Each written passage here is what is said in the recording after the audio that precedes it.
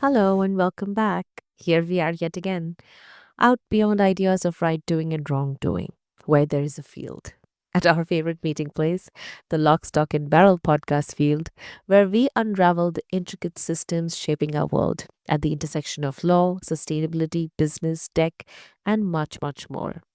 And today, we have a really special discussion ahead of us. To jog your memory, this is one of the things I mentioned at the top of the year, where I laid down the roadmap for the LTV podcast for 2025. One of the things in that episode, which I will link below for you, was the topic of UN SDGs and how to address some of the gaps in the goals for their effective implementation. So, in the light of that promise today, we're slicing through the layers of the United Nations Sustainable Development Goals, or SDGs, that are 17 goals formulated in 2016 by UN to alleviate some of the most pressing global issues. Not just rehearsing them like a well rehearsed mantra, but today we're going to tackle some really hard questions like, are they delivering on their promise? 9 years later, in the fast evolving tech world, are these goals evolving alongside the world they were meant to transform? Okay, let me put it this way. Think of it like a recipe from Rene Redzepi's Farage Nordic playbook or Vikas Khanna's soulful reinvention of Indian cuisine. The SDGs were crafted with the finest global intentions, a meticulously measured blueprint for a better world. But here's the rub. Having the best ingredients doesn't guarantee the perfect dish. We all know that. Did we underestimate the complexity of the heat? Are we working with a missing ingredient? Or worse, following a recipe that doesn't quite suit the kitchen we're actually cooking in? Well, stay tuned into the Lock, Stock, and Barrel podcast with me, Chani Shrivastava, and let's find answers to some of these pressing questions.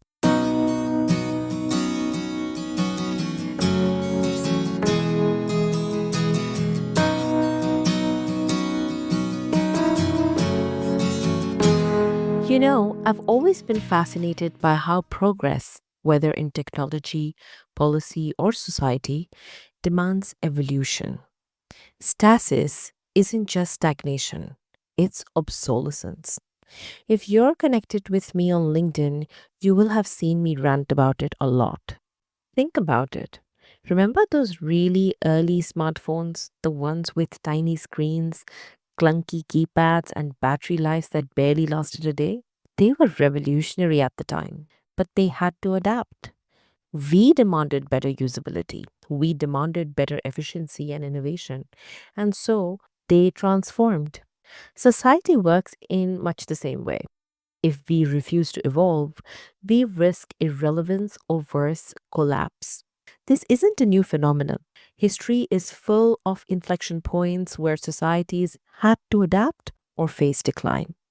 The Industrial Revolution dismantled agrarian economies and reshaped labor structures. Similarly, the internet age didn't just connect us, it completely rewired how we communicate, conduct business, and build communities. Evolution is inevitable, and resistance to it has consequences. And this is something I saw mirrored in literature as well, time and time again. I remember feeling really unsettled the first time I read 1984 by George Orwell. I remember feeling an eerie sense of recognition, not because we live in Orwell's dystopia, well, at least not yet, but because it warns of what happens when institutions refuse to change, clinging to control instead of progress. Then there's Things Fall Apart by Chinua Achebe, which struck me in an entirely different way. Achebe doesn't just tell the story of British colonialism in Nigeria, he shows us what happens when a rigid society, unwilling to adapt, fractures under the weight of external forces. Here, the protagonist is a symbol of this resistance, and his downfall is a cautionary tale of what happens when adaptation is dismissed as weakness rather than survival. If you'd recall, we talked about this theme of survival in the interconnectedness episode, right in the beginning, where I said that this theme is the leitmotif of this podcast. It holds good for today's podcast as well. I'll link that episode for you in the show notes below and would highly recommend giving it a listen alongside this one to really marinate in this thought. So, these two works of literature got me thinking about where we are today, particularly in the context of the Sustainable Development Goals. Take SDG 5, which talks about gender equality. We like to think we've made progress, and to some extent we have. But the World Economic Forum's 2023 Global Gender Gap Report estimates that our current pace, we're still 131 years away from achieving gender parity. Now, that's not just a number, it's an entire lifetime, multiple generations of women waiting for opportunities that they should already have.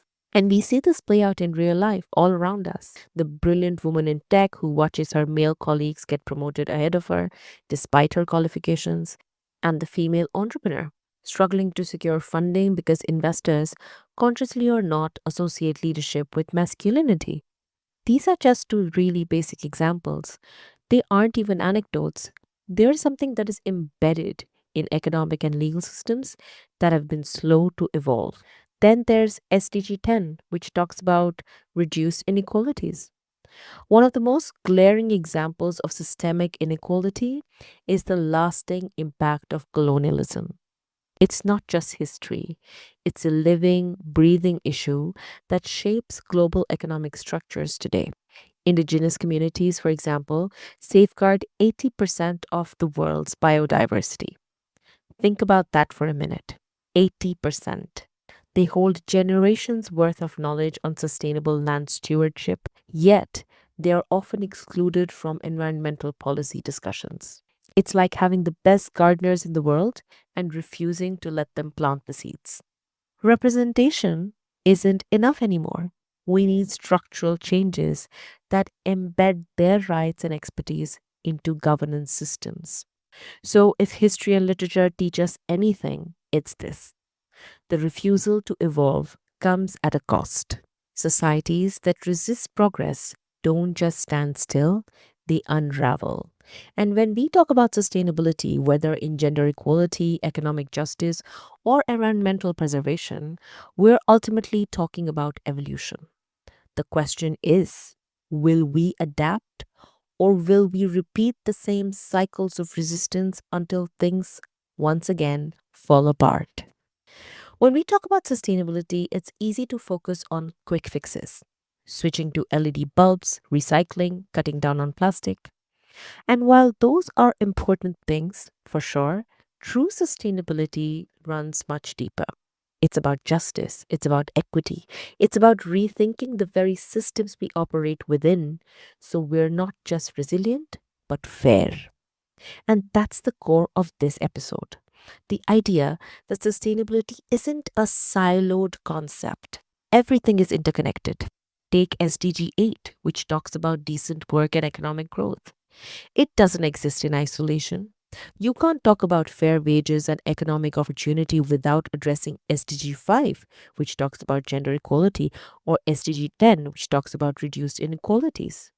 They're all woven together, like threads in a fabric. Pull one and the whole thing shifts. Think about fast fashion that I talk about very frequently at the podcast. A brand might release an eco friendly collection: organic cotton, low impact dyes. But if the women sewing those garments are earning poverty wages, working in unsafe conditions, or being denied basic labor rights, can we really call it sustainable? That disconnect is where sustainability often falls apart. It's like trying to build a house on sand. It might look stable, but it won't stand the test of time. This is where my work in IP and tech law comes in. I've seen firsthand how technology, blockchain for example, can be a game changer in supply chains, creating transparency that ensures both environmental and labor standards and ensure that they are met regularly. But this isn't just about ticking compliance boxes. It's about accountability.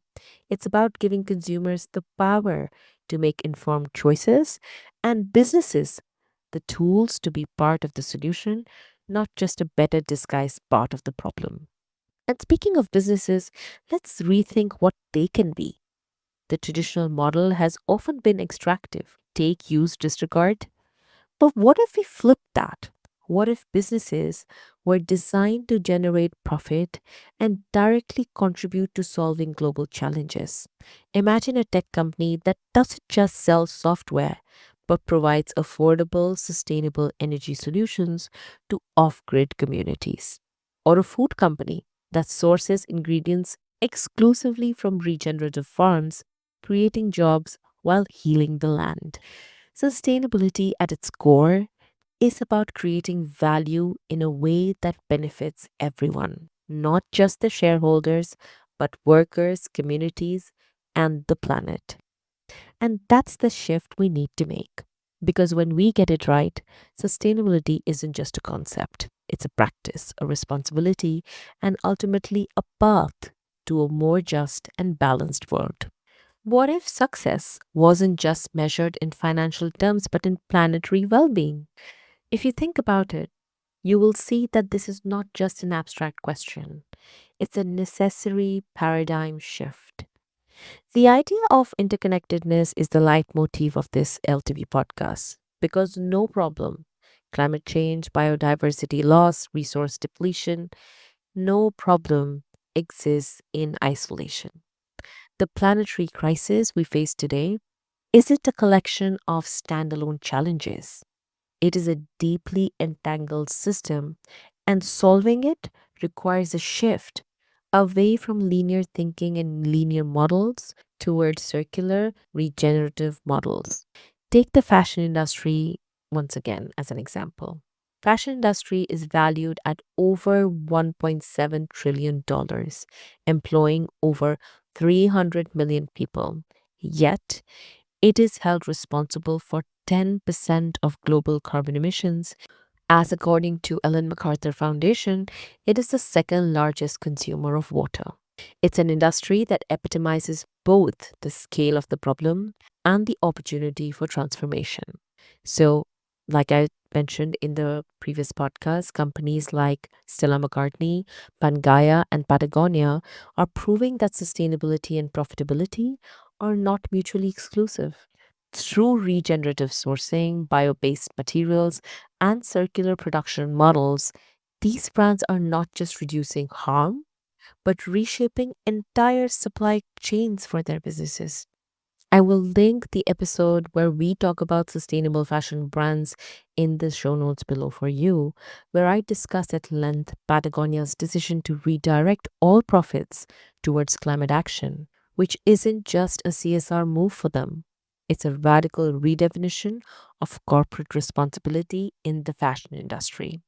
But business transformation alone isn't enough. Real change demands a shift in cultural consciousness because sustainability isn't just a legal, technical, or economic issue, it's a storytelling challenge. Think about it. The common person, the everyday consumer, the young entrepreneur, these are the seeds of change. And that's where literature, documentaries, and digital media become powerful tools for shifting mindsets. Take the example of the American documentary An Inconvenient Truth, which reframed climate change from a scientific debate to a global emergency, leading to policy changes and individual action. Then novels like The Overstory or films like Seaspiracy have done more to shape public perception than many corporate sustainability reports combined. Even interactive experiences, such as virtual reality simulations showing the direct impact of rising sea levels on vulnerable communities, are beginning to influence policymakers in ways traditional advocacy never could. The way we tell the story of climate change dictates who listens, who acts, and how quickly they act. This is also why institutions like the UNEP, WWF, and the Ellen MacArthur Foundation are indispensable. They act as bridges between policy, business, and public engagement, ensuring that sustainability doesn't remain trapped in boardrooms or legislative chambers. UNEP's Faith for Earth initiative, for instance, recognizes that climate change must be rooted in cultural and ethical values, engaging religious institutions worldwide to drive systemic change. Meanwhile, WWF's Earth Hour has evolved from a symbolic gesture to a global movement pushing for policy shifts at a national level. But the biggest reasons for the SDGs falling short is still siloed thinking. Policymakers create targets without understanding business realities. Businesses implement ESG frameworks without legal expertise. All of that leads to accusations of greenwashing for the business, and scientists generate climate models that never really translate into actionable business strategies. This is exactly why cross sector collaboration is non negotiable in today's world. I'd urge you to check out the other episodes at the Lock, Stock, and Barrel channel that point to this very point of cross cultural collaboration. And while you're there, hit the subscribe button and the bell icon so you can start piecing the puzzle together with each fresh episode delivered directly to your home screen. You see, I've spent countless hours translating complex legislations like the GDPR, EU Green Deal, or the US Inflation Reduction Act into real, actionable business strategies. And the truth is, even from my perspective as a lawyer, I can confidently say that sustainability isn't just about regulatory compliance or another siloed aspect of another business vertical. It's about future proofing. And yes, I have witnessed firsthand that businesses that anticipate regulatory shifts early on don't just avoid penalties, they gain a competitive edge in their markets of operation. For example, I've worked with startups on their tech contracts and helped them leverage AI for climate and weather modeling, ensuring they're not just legally compliant, but also at the forefront of innovation. And in this process, when I work with all the stakeholders involved, the company ultimately gains considerable momentum in the market to gain a competitive edge. But then again, we need more than just policy. We need narrative transformation. Why shouldn't sustainability laws be brought to life through compelling storytelling? Imagine a graphic novel that simplifies complex legal frameworks for the general public, or a virtual reality experience that allows policymakers to witness firsthand the impact of climate change on coastal communities. Law, business, and storytelling should not exist in separate siloed worlds. They should converge to create a massive impact. This is why collaboration between scientists, lawyers, business leaders, artists, technologists is not just important, it is essential. The greatest solutions emerge at the intersection, where law meets literature, where science meets art, where business meets biodiversity. We already see emerging models: B Corps, ESG investing, carbon insetting, but these also need to scale. Imagine if corporate taxes were tied to environmental contributions, or if business success was measured not just in profits, but in carbon reductions and ecosystem restorations. We have the knowledge, we have the tools. The question is, are we bold enough to redesign the way we live, the way we work, and the way we govern? Because the future isn't just something we inherit, it is something we design. If there's one undeniable truth that history, literature, and policy teaches us, it's this: frameworks alone don't change the world, people do. Blueprints are valuable, but execution is what determines impact. And when execution falters, it's rarely because of a lack of ambition. More often, it's because the right expertise, the right collaborations, and the right narratives were not in place to drive it forward. This is the challenge faced by the SDGs today. And this is the challenge which is faced by sustainability today. This is the reason we are having this conversation today. We don't lack ideas or commitments, we lack integration. We have cutting edge climate tech research, but it struggles to inform real world policy. We have policy frameworks, but they often fail to resonate with business realities. We have businesses willing to lead, but without clear legal and regulatory guidance, they risk falling into the trap of greenwashing rather than creating a genuine impact. This is why the organizations that I mentioned earlier are so important in helping create a mass public consciousness shift. We've spent this episode unpacking the complexities of implementing SDGs. And if there's one key takeaway, it's this. Achieving these goals requires a shift from mindset of siloed thinking into a holistic, integrated approach in every walk of life. Think about the world of medicine. We've seen an explosion of super specialities, from neurosurgery to genetic engineering. These advancements are incredible, allowing us to tackle specific health challenges with unprecedented precision. However, amidst this surge of specialization, the role of the general practitioner remains absolutely vital. You ask why?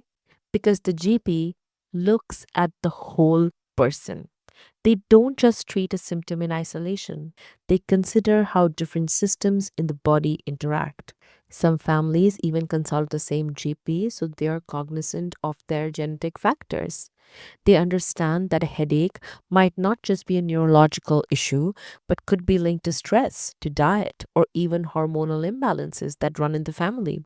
This is precisely the mindset we need when addressing the SDGs and their implementation. We cannot tackle climate change in isolation from poverty reduction, from gender equality, or even economic development. Just like a GP understands the interconnectedness of the human body, we need to understand the interconnectedness of global challenges. Imagine a scenario where we focus solely on renewable energy, which is laid out in SDG 7, without addressing the labor rights of those manufacturing solar panels, which is laid out in SDG 8. Or consider a policy aimed at reducing food waste, laid out in SDG 12, that inadvertently harms small scale farmers, laid out in SDG 2. These are examples of organ specific approaches that fail to consider the broader system. Like a GP, we need a generalist perspective to ensure that our actions don't create unintended consequences. This does not mean we don't need specialists, don't get me wrong. We absolutely do. Just as a GP refers a patient to a cardiologist or a dermatologist or a neurologist when needed, we need experts in climate science, in law, in economics, in sustainability and social justice to contribute their specific knowledge to the pressing problems. But it's the holistic perspective, the GP mindset, if you will, that allows us to synthesize this specialized knowledge into a coherent, effective strategy. It's about recognizing that the SDGs are not a checklist of isolated targets, but a complex web of interconnected goals. This is the conversation that needs to happen. And it is a conversation that must move beyond boardrooms and policy papers to grassroots communities and creative platforms. This is the conversation which forms the basis of why I do what I do. The world doesn't change because of good intentions. It changes because of strategic action. The real question, therefore, is not whether sustainability is possible. It is whether we are willing to abandon the prevalent mindset of siloed thinking in favor of cross disciplinary collaboration.